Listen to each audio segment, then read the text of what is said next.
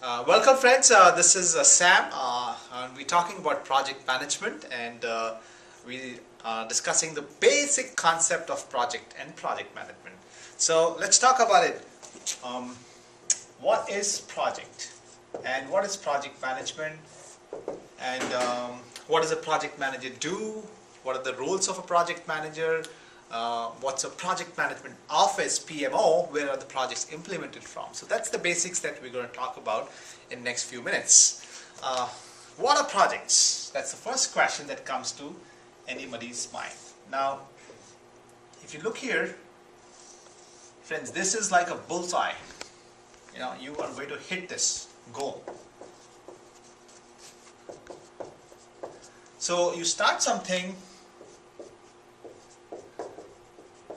and you end up achieving your goal. So projects are something which has a particular start and a particular finish. It is a start date, it is an end date. You complete the project in the given defined schedule, which is you say, okay, I'm going to create an iPhone 6 in 6 months time. And then you have a defined dollar value, right, which is the budget. I am going to finish this project in a budget of $10 million. And then you say, at the end of it, I will end up creating a deliverable or a product or a service or even a transaction.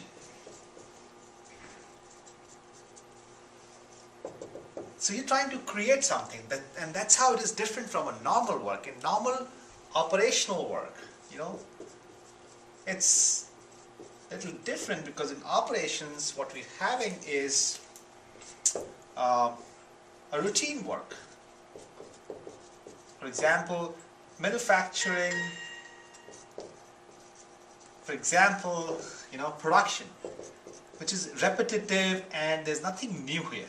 Whereas here, the beauty is that we are creating something unique, something new.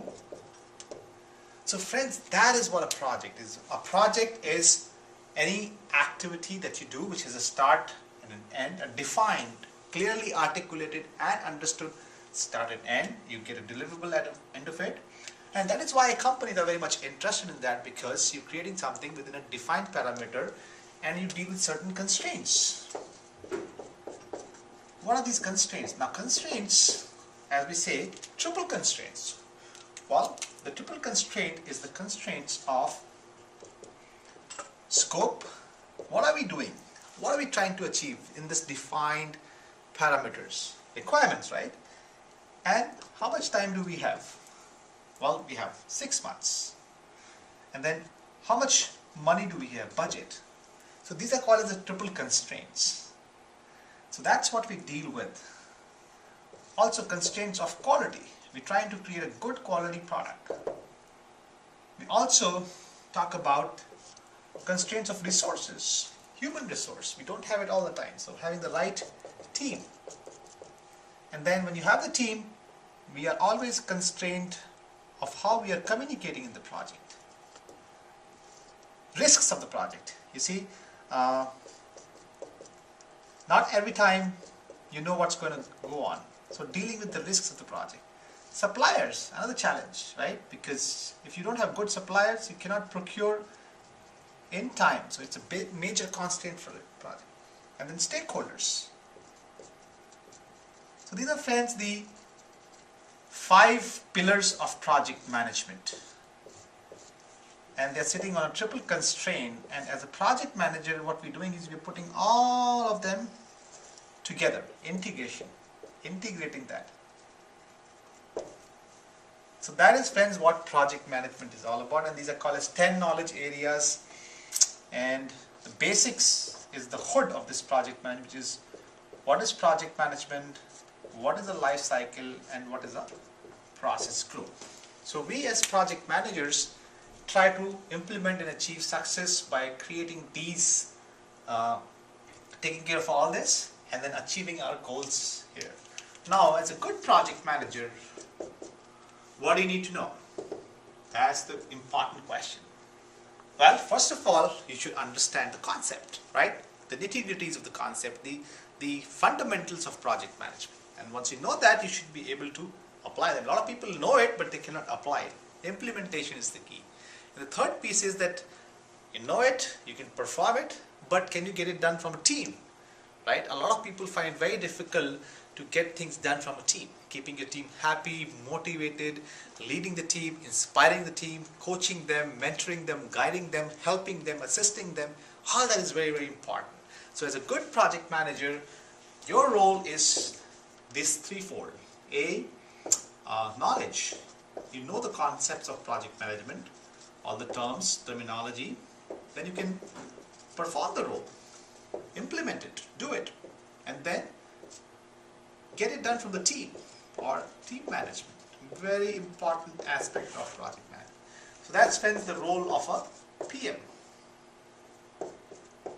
And then next question is where does the project manager do all this? Well, the answer is he or she does it from a PMO, Project Management Office. Now what is the Project Management Office? Well, the Project Management Office is nothing but a place, an entity, and a structure from where you implement different projects. Let's assume you have 4 projects, P1, P2, P3, P4 and P5, let's say 5. So sometimes suddenly in companies you'll say P1 is more important than P2, then P3 and P4. People say no, let's cancel it. So how do you move resources from P4 to P1? What are the systems, processes, procedures that you will follow, templates that will you follow to implement these projects? Is all a part of PMO. PMO is also expected to help, guide, coach, mentor, and make sure that these projects, small babies, they grow up and become successful, right? Ultimately, as a project manager or as a PMO head, you're trying to make sure that the projects create the end products that you have in mind, right? And you are successful. So that is a kind of an overall nutshell on basics, the fundamentals of a project. Well, thank you very much. I hope you enjoyed listening to this session.